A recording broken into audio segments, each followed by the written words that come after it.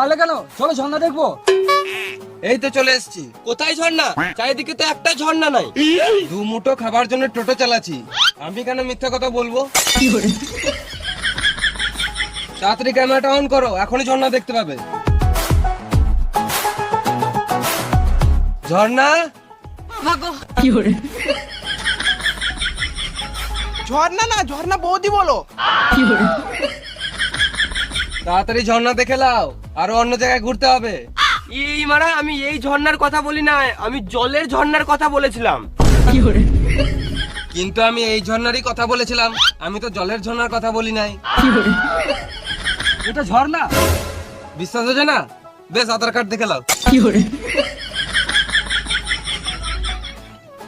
না না, এই ঝর্ণাটাও ঠিক আছে, দাঁড়াও একটু ঝর্ণার সাথে খেলে আসি।